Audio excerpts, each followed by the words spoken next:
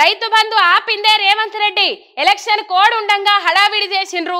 మళ్ళీ వాళ్ళే ఆపించి రాజకీయం చేస్తున్నారు. కాంగ్రెస్ రాగానే కరెంటు నీళ్లు ఎందుకు మాయమైనాయి? కామారెడ్డోళ్లకు 30 లక్షలు వచ్చినాయా? జహీరాబాద్ కేసీఆర్ రోడ్ షో అని చెప్పేసి ఇక్కడ వార్త చూస్తా ఉన్నాం.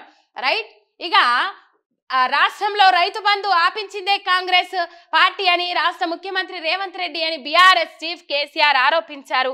నరేంద్ర మోదీ మళ్ళీ ప్రధానమంత్రి అయితే దేశంలో పెట్రోల్ రేట్లు 400కు పెరుగుతున్నాయన్నారు. జహీరాబాద్ లోక్సభ పరిధిలోని కామారెడ్డి అసెంబ్లీ నియోజకవర్గంలో ఆయన రోడ్ షో చేసిండ్రు. తాము ఉన్నప్పుడు కరెంటు తిప్పలు లేకుండా చూసినామని, కాంగ్రెస్ వచ్చినాక రైతు బంధు పోయిందని, రుణమాఫీ చేయలేదన్నారు. ఆయన ఏమన్నారంటే, ఇచ్చిన కరెంటు పోయింది, మంచినీళ్లు పోయినాయి, రైతు బంధు పోయింది, రైతు బీమా కూడా ఉంటుందో పోతుందో తెలియదు, నిరుద్యోగులకు 4000 నిరుద్యోగ భృతి అన్నారు, యువ వికాసం అని 5 లక్షల బ్యాంకు కార్డు ఇస్తామని అన్నారు. ఏ విద్యార్థికైనా ఇచ్చిండ్రా? ఇవన్నీ ఇవ్వకపోయినరు. మన గవర్నమెంట్ ఉన్నప్పుడు ఇచ్చిన ఫీజు రియంబర్మెంట్స్ ఇవ్వట్లేదు.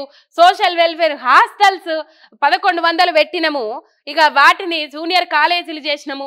అక్కడ పిల్లలకు అన్నం కూడా సరిగ్గా పెడతలేరు. 125 స్కూళ్లలో కలుషిత ఆహారం తిని విద్యార్థులు ఆసుపత్రులు పాలవుతున్నారని కేసీఆర్ మొత్తం మీద మండిపడ్డారు. ఈ మాటలు మనము హైలైట్ గా నిలిచినాయి, నిన్న చూసినాం.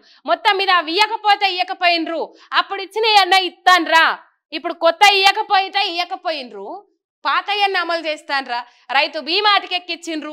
215, 18, 20 మంది చచ్చిపోతే ఇయ్యాల ఒక రైతు కూడా ఆత్మహత్య చేసుకున్నాడు. ఆ రైతు గురించి కూడా వివరాలు ఇచ్చుకున్న పాపాన పోలే కొన్ని భజన పత్రికలు కానీ సోషల్ మీడియా వేదికగా ఆ ముచ్చట బయటకు రాకుండా జాగ్రత్తలు పడతా ఉన్నారు. రైతుల ఆత్మహత్యల మీద కూడా మాట్లాడతలేరు. కనీసం వాళ్ళకు మరి ఏమైనా ఆసరాగా నిలుస్తాం, భరోసాగా నిలుస్తామని చెప్పేసి కూడా చెప్తలేరు. రైతు ఆత్మహత్యలు చేసుకుంటున్న రైతు కుటుంబాలను కూడా పరామర్శించిన పాపాన పోతలేరు ఈ దద్దమ్మ కాంగ్రెస్ సర్కారోళ్ళు.